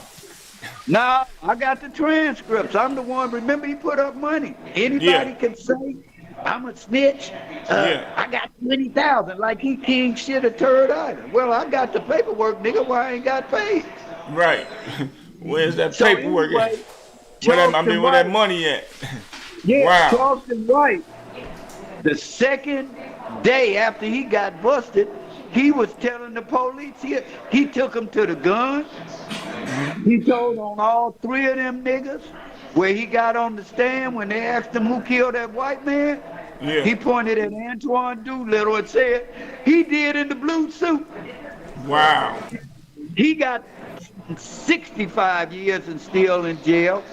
Then you got another one Jackson, he got 99 years still in jail. 99 years. Then you got another one that was out on bail that got killed in Oklahoma in a car chase running because this rat nigga don't got them all life sentences. Now all of them life sentences. All of them got life sentences. And he running around here like he ain't did nothing. That's crazy. Look, but this the worst part. This is why they need to cancel him. I know a lot of niggas don't told like that. Right. That's nothing new. But this is something I never heard. This nigga go to the parole board when these men come up for parole, and he tell the parole board to make a victim statement to keep them in jail. This nigga keeping these men locked up. Wow. This man gonna do that. It's called IVSS, Integrated Victim Service System. They notify witnesses, victims, and concerned citizens when guys go to the parole board, when they get transferred. That nigga go to the parole board and testifies to keep a man locked up. And you talking about he changed his life? He's trying to lock people up. We're trying to get people out. Wow. That's crazy. That's fucked up, man. That's real fucked up. That's real fucked up, man. That's real fucked up, bro. Wow. That's real fucked up. And the cold part, all of them wasn't nothing but 14, 15 years old. The oldest was 16. The man probably ain't fucked with his socks off yet. Right. That's even worse. Yeah, that's crazy. Because jail now and they that young, it's all about rehabilitating when a person go to jail. So they shouldn't be in there that long, especially from somebody that's saying that they advocating to help us black youth, not to get in trouble. And you are a part of some young guys that did something when they was young. So now you should say, I think they served enough time that they should be able to get out of jail. And I want to help them get out of jail, even though I was a part of it. He should be saying, hey, I got something to where I can help sustain these guys and speak it up for them. But no, that nigga, he don't want that. He game goofy and that's some bullshit. That's crazy. That's crazy, man. That's crazy. So that right there just make me look at the whole outlook of Charleston White totally different. I'm just me. I was learned to have 2 ears and 1 mouth. You do more listening than talking. So that's what I normally do when he do interviews. I want to hear because I want to know what's going on before I speculate on anything, or comment on anything. So, right here, just put the big, 1, 2, 3, unseal the can for me. Because I've been watching Hassan Campbell go crazy on him once again. He said at first he was looking out for him. He was like, you had me fooled. Looking out for it. Right. And then now he said, now I had to retract my statement. Y'all can't be mad at me. I gotta just retract that he's really a fucking fucked up individual. He's a fucked up nigga, man. He's sour, bro. He's probably an infiltrator that don't infiltrate it. Not working directly with the police, because if he was, he wouldn't be out here bragging about being a rat. That's the shit that's fake, that act like he got protection. That nigga ain't up under no witness protection program, which I know a gang of niggas that I knew over the years that have told and snitched on Ray big shit to where they get relocated. It seemed like he's trying to get himself put in there where I can see a nigga like that. I think that's a come up to where his life threatening. Nah, man, that nigga sour, bro. Yeah, and I ain't talking about him. I'm just calling it like it is, bro. Nah, right. I get it. And I feel you on that. My producer, Jax, was even telling me at the beginning of when we first started watching, he was like, man, I don't like him. Something ain't right about him. He off. Something all the way ain't right about him. So that's what made me just start analyzing once somebody get in my ear like that. And now look how, God sent you to me, and now you breaking it all down to me. That's the icing on the cake. Let me show you how chicken shit this nigga is. He trying to Melvin himself. The Denver Lanes had caught him, right? Yeah. The Denver Lanes had caught him on right on Vermont. He called me. I'm from Gangster. Right. Hey man, they got me. They finna do. And he says it. Melvin called him up right there, put him on the phone. I say, hey, man, that's my people. Right. The nigga got to walk away. Now you gonna try to talk like you that nigga? Wow. And nigga, I saved your life, and you gonna try to talk everything he says a lie. Nigga, do it look like I'm homeless, nigga? Right. Nigga, I go to jail. It's been proven. I go to jail when I get broke. Right. I'm going to jail because I'm going to take the money. Right now, I'm at a point to where I'm going to school, I'm bettering myself, I'm doing taxes, I'm studying, so I'm doing it the right way because I want to make my mama proud. But never think I won't get to where, nigga, if I got to go and take tribe by 12, and especially if it's concerning my mama or helping my family get up and they need something, I got to go take that chance. No doubt. I got to. I got to, bro. I got to. But you know, being that you in that frame of mind, God gonna bless you and keep you strolling in that good path that you're going in right now. So we ain't even gonna have to go that route. And you know the things we about to put together. Hopefully it's just gonna take everybody out of here so we can get our families and just go live life somewhere on the black sand, somewhere smiling and laughing and joking about silly, goofy people like that. You know what I'm saying? That's what it's about right now. Yeah, we have to come together. It's the difference between uniformity and unity. That's a fact. You got to have some type of bylaws. See, the hip-hop world are trying to implement shit to what they do in that world. Trail, snitch, and moderate, and then try to implement them codes on the streets when they don't mix. I don't look at it as hip-hop dictating the streets. I look at it as the streets dictate what hip-hop talking about. In other words, what come first, the chicken or the egg? Most of these rappers that you seeing now don't live the life that they talking about. Right. And when they get put up under pressure, their ass get so tight, if you spin them around, they're shit or diamond. Right. You see, they're shit or diamond, man. They want to be king, shit, or turd island. Yeah. And it's all characters and stuff.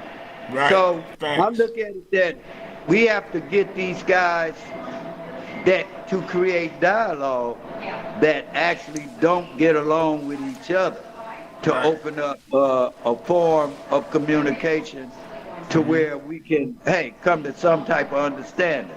But those type of guys will not be able to influence those that, what you gonna give them to supplement them not hustling? You ain't gonna give them a job. You think they gonna sit back while you making money, selling records, and doing this, and what we gonna do? Right, that's a fact. We have to have some type of sustainability. I think these younger youths, there's 3 areas you have to attack. Parks and recreation, the unified school district, and the juvenile justice system, where I feel a lot of these young kids are being put in the system without being given a chance.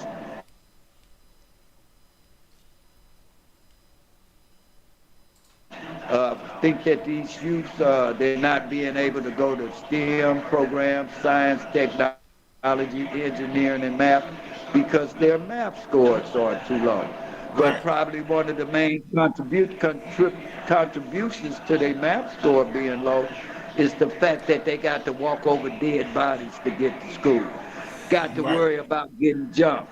Got to worry about getting bullied. Got to worry about being pressured. I think if we can alleviate those pressures to where these youths can go and learn a trade to where they can use a nail gun as opposed to committing a crime and using a pistol and catching a case. I think that we have to start supplying them with other things to do that could help them get out their adverse conditions. And we do that. We work all across America. I work with mayors, youth organizations. I'm a credible messenger. Yeah, we have programs that we do. So I'm glad you mentioned that. Yeah, I'm glad you mentioned that, because we have the same here. We have Shabella Community Center that we have here in Durham, North Carolina. So, and it's a black-owned female, and you know she built that with her hard-earned money. And they teach dance classes there. They teach sewing. We have a studio in there where if you want to learn engineering, you can do engineering. Some guys come through and you know they pay for studio time. So you know things like that go back towards the center where we can teach these kids things. We're now getting ready to start teaching acting classes. And you know, and how to actually be a part of a set, a whole film crew. So they're gonna learn the lights, how to hold the boom mics. We're gonna teach all that stuff there as well. So we're gonna have to get you over here too, and have some kids come do meet and greets, and you know start doing the speakings and all that stuff, man. So we with cool. That. We now, with let you. Me say something else about when they say ain't no successful Crips. They ain't no. I hear them say. We need the community unprotected. That's not true. I'm going to speak on L.A. You got a gang of intervention preventionists that doing a lot of work in this city that's trying to bring it down. In fact, crime is down at its lowest rate since 1966. That was after the 100 days, 100 nights. You got AORP. That's my boy Bernard. You got C-Rag, you got Twin, you got Taco. Shout out, because a lot of times these guys be doing the work that other ones can't, and they don't get their name mentioned or stuff like that. Durrell Gray, which is Duck. Oh yeah, and my boy Lil Doc, who had put together that ended up getting indicted after they seen him stop the East Coasters and put the formula together like the LA gangs. They came and indicted him after he did that. That's what I mean about you can't stick your neck out too far. My boy Lil Doc, East Coast, he got almost 30, 40 years now, but he had did something to where he had stopped the violence that nobody did, but I told him, man, you got a conflict because you've done something where people get millions of dollars to do, and they couldn't do it. I say the police gonna come at you. No more than a month for murders that happened 10, 12 years ago, to all of a sudden they got mysterious witnesses that don't come forth. And right now, this just happened a couple of years ago. So, once again, we have a lot of guys that are out here doing a lot of work. You got the entertainers, they're doing their thing. The Snoops and them, they doing their thing. The DJ Quicks to try to bring awareness. But you also have guys whose voices you never hear doing the work also. Not just here, you got Sean Stevenson from the Black Philly Mob. You got Fred Hampton, Chairman Fred Hampton, who I fuck with in Chicago, Black Panther, Triple C's. You got King Tone of the Latin Kings out of New York. You got Antonio Testra, whose daddy's with the Gemini twins from the Luciano Gambino crime family. New York. You got Ayatollah Marvin from Peru that was there when Suge Knight got into it with Kerry Carter for the murder. He's a credible messenger. You got Reginald Washington down in San Diego. We got a whole philanthropy all over Atlanta. I deal with Jeff Fort, Larry Hoover. I send them money every now and then. Like I hear Kanye West, free Jeff Fort or Larry Hoover. Yeah. Well, I don't think that's going to be feasible. But what we could do is say, hey, man, there's no reason for them type of brothers, political prisoners, Mumia, Doc Holliday, Ray Brown, and Ray Full, guys that are still in there that are here because of drug trafficking or because of their infamousy, 23 hours of solitary confinement where they got to watch the Waltons every day. That's 4 walls. Right. That's where they watch the Waltons every day. Every day they watch the Waltons. I think we could answer a humanitarian cause, all blacks, all races, to where we say, hey, man, at least let them come out from that ceiling where they can't see the side, never see the sun come up, never see the sun go down. give them more freedom to where they can come out in the day room, exercise. Because I've been there, man, to where you can't come out but 1 hour a day, 30 minutes to shower, and that's a daily grind. That takes a lot of fortitude to sit up there and mind power to say that strong. Yes. And I think, you know, these guys' voices, I think it can make a difference, because if you really know about the game, the 5 stars and all that, the gangster disciples and the vice lords, you really can't be a gang banger. That's part of the stars. You can't be no gang member. That's why they move to growth. I deal with growth and development. I deal with the gang, gangster disciples also. With them, they're my boys too. In fact, I've been doing that. I've been going to Chicago, Old Block and all that, selling dope back in the 80s. Milwaukee, New York, Atlanta, Miami, Mississippi, North Carolina. I went to jail in Raleigh, North Carolina. At the Raleigh Hilton, where we don't got into it with some niggas. Talk about, because one thing about being from California, whenever you go to other states, niggas gonna hate on you, bitches gonna like you. That's just common. It ain't like when you come, oh, they from New York, you in Cali. And you know this too. Niggas hate on niggas from Cali. That's a fact. That's a fact. When I went to prison in Georgia, the police didn't catch me. Niggas told on me. I done made a play for 30,000. End up turning in from a simple credit card thing, it's identity theft, to where I end up with 3 counts of attempted murder. But it was some foul shit what them niggas did. They told the police while I'm in the spot, man, making the play. I'm paying them $2,000-$3,000 a day. And these niggas set out on me, man. Yeah. So, you know, that's part of the problem also. Like, I just was in New York. I can't go back to New York right now because of some shit that happened on Q125. You from Harlem? Yes, sir. You know what Q125 is? Yeah, over that's there, a fact. Queens, nigga. I'm right over there on Queens, right where goddamn me, Jam Master Jay got killed at. At that studio. In fact, I'm with Big D. That's Big D. Light skin Big D. Am I right or wrong, my nigga? Yeah, light skin Big D. They take that who in there, Lil D? Yeah. So I'm with Big D out there. In fact, TMZ. Legendary. Pardon me? I said Big D is legendary. Yes. Big D, right before that, come to Cali, and TMZ picked it up and somebody took a photo, and they saying, why is Big D meeting Melvin Farmer?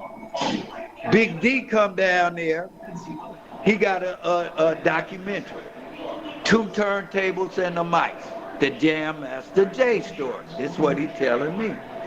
So he tell me, hey man, I just heard from Russell Simmons, man. You know, Melvin, I this and that at the beginning. He got a son that stay out here. Then the other one that I did Hot 97 with, that came up to Hot 97, that stay over in Queens. And I want to say what's they in, what's that? Rockaway or something.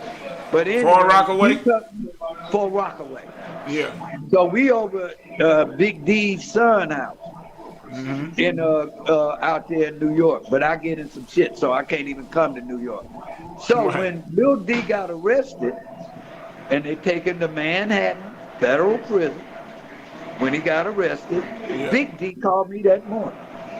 He said, man, they just arrested my son for the murder of Jam Master Jay.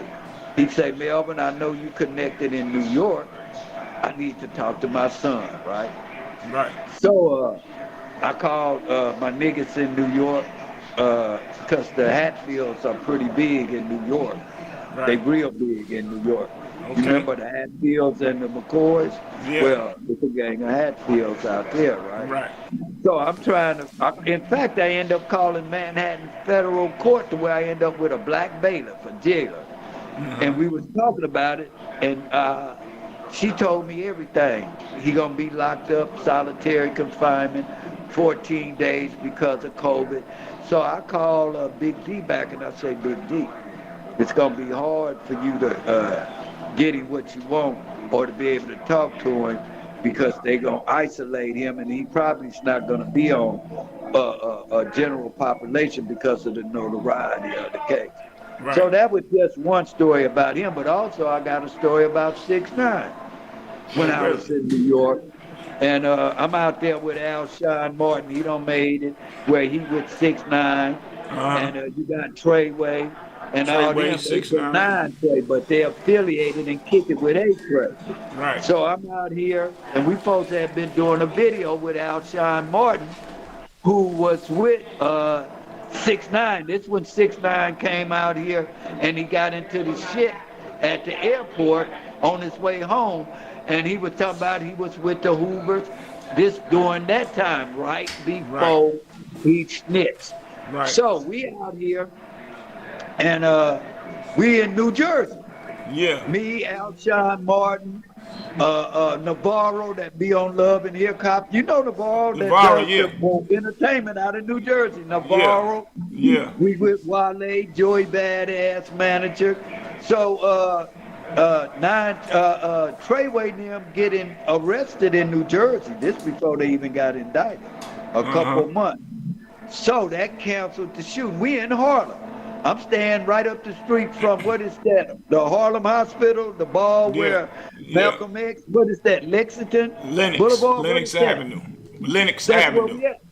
We stand right there on Lenox, right up the street from where the ballroom at around the corner, and they got the hospital right at the corner. We in a hotel. So we folks have been doing a video. Then Treyway, 6ix9ine, video, and all of them got indicted. Then 6ix9ine got out. I mean, not got out, but then that's when he got, and they indicted him later on after they let him out about 60 days.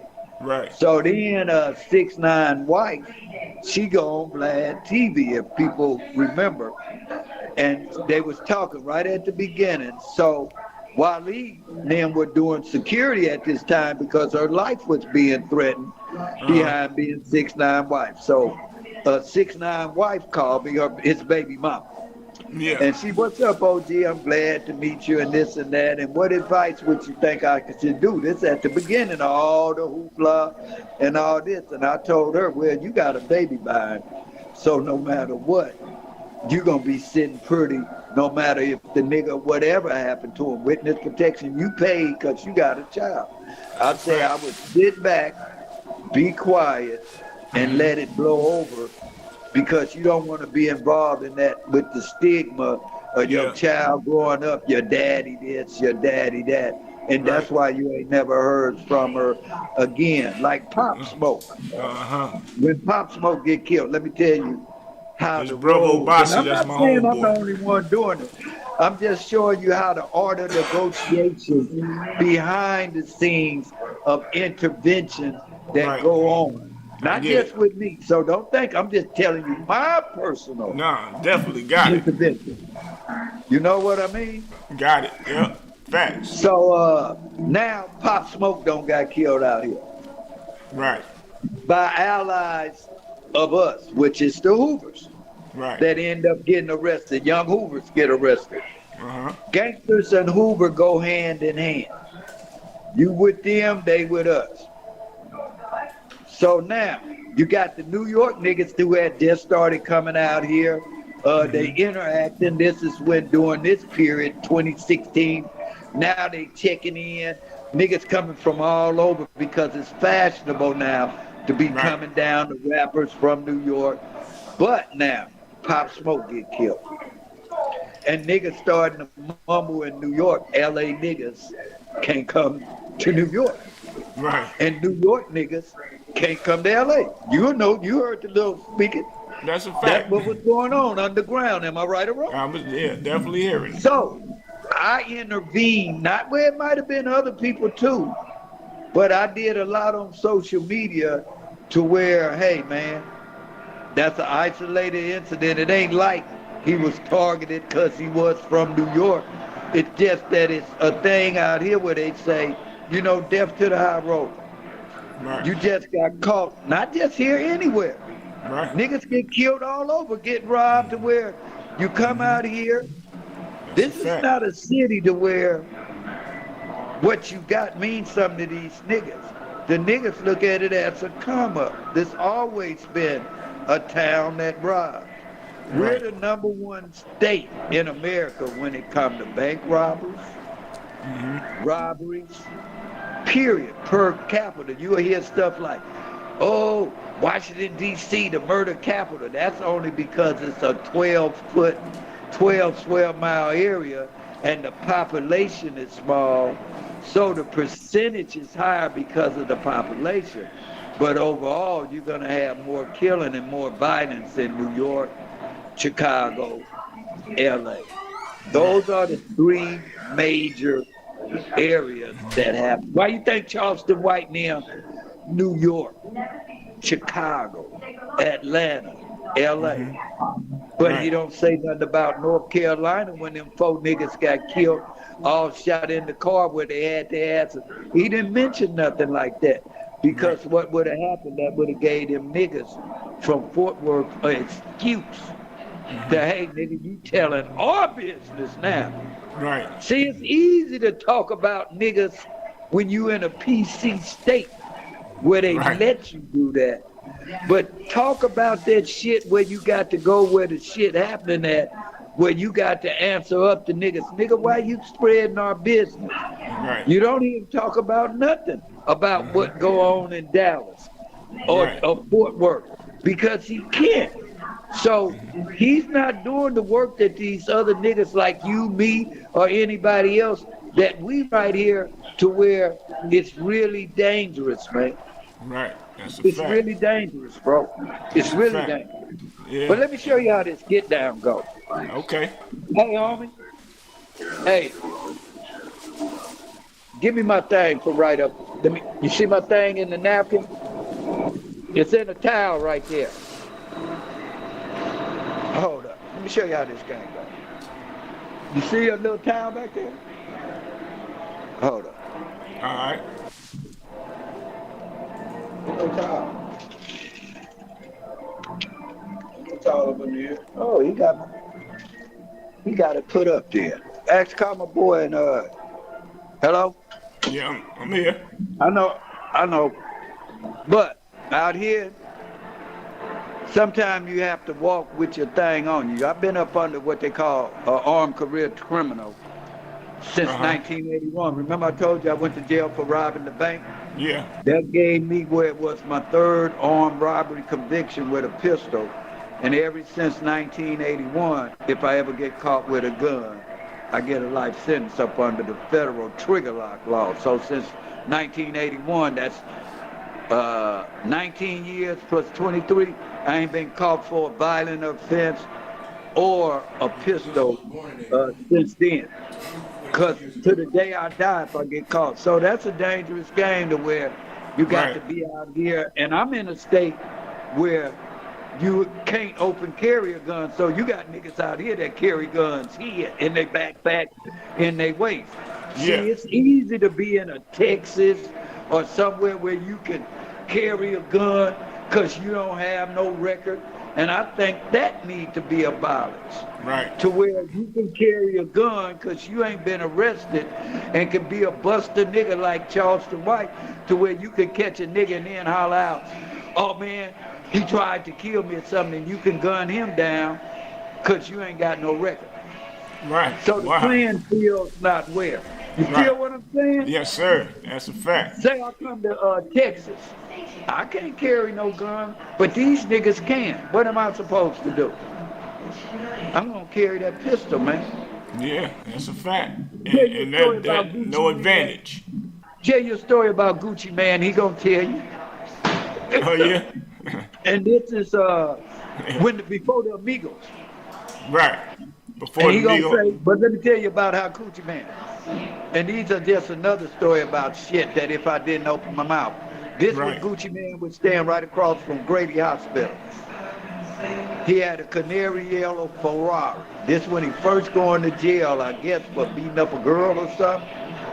He was fucking with a nigga out of Chicago, GD, named Murder Montana. Right. Murder Montana was about my age, but the nigga I'm with, which was a Hatfield, a McCoy like me, he fucked it with the younger ones that Gucci Man had, and it ended up being the Amigos later on, because the Amigos like out of Beaufort and Gwinnett County. I did a year and a half going to court before I went to the chain gang in Georgia for 4.5 years.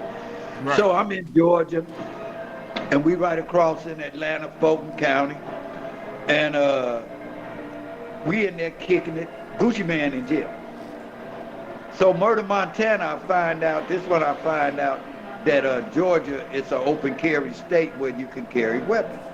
So I'm saying, man, you telling me I'm in a state where every nigga got a gun, and you think I'm gonna stay here and don't have one? Right. So, I say, man, I asked my nigga Murder Montana. I say, what can you do, man? I need some weapons. Ain't no way I'm gonna be riding around in Georgia and I ain't got no pistol. This when they got a store out there called Publix with the X. You might have. Yeah, we got that out here too. Yeah. This when I first learned of Publix with the X on it. Am I right? Yeah. So that's they say, a fact. look, man. They say, how much money you got? I told them I got about $200 or $300, and they say meet us around at Publix. I went around there. Them niggas gave me 4 pistols. Wow. For $300. That's just another side bet about how this game goes, about this open. I'm not going to no state where other niggas can carry guns. And either I'm going to be around niggas where, if you want to call it checking in, but I call it just always good to have somebody, a friend. Right.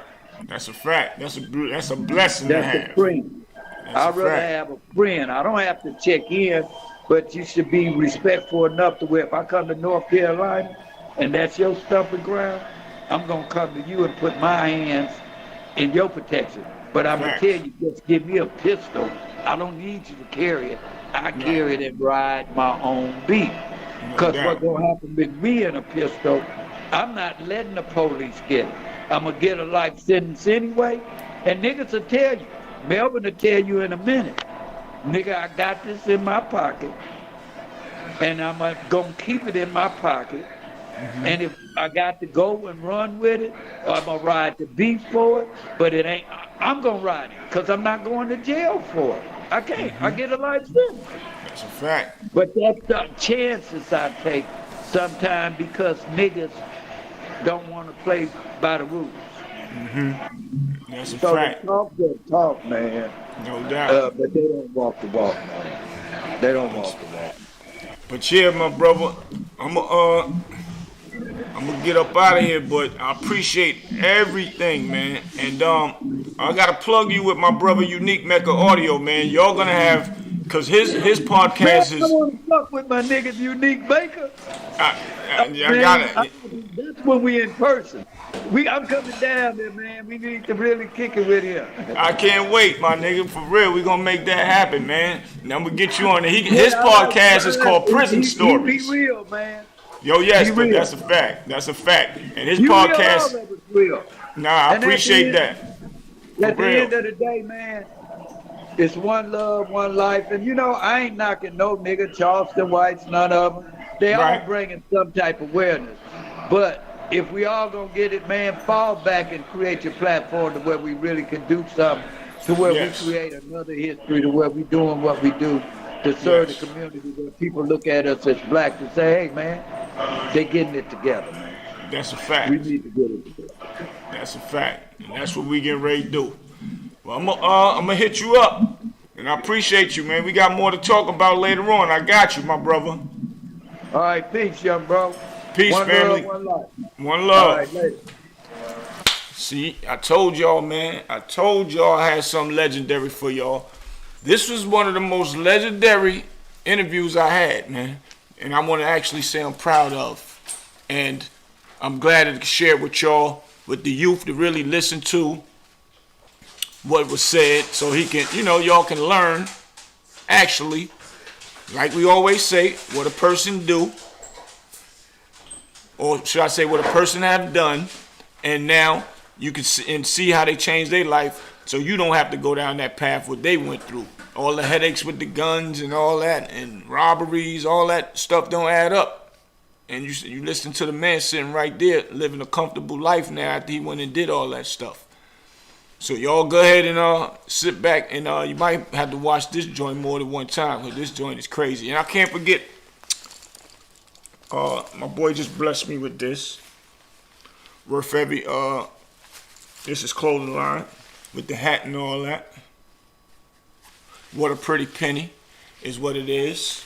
So, y'all got to go ahead and cop these joints. We're going to let y'all know where they at. He actually putting the site together. He's redoing it. He had the site, so he's going to put it back. My boy Mugga Mace, he's going to put it back in perspective so you guys can go up there and get, and he got a variety of different things, man. But yeah, we just had a good one, and I hope y'all enjoy this one and get ready for the next one.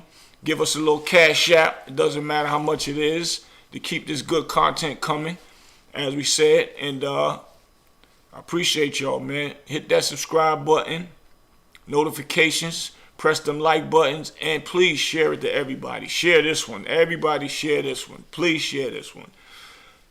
And that's what it is, y'all. What up, Jax? Let's go. We out.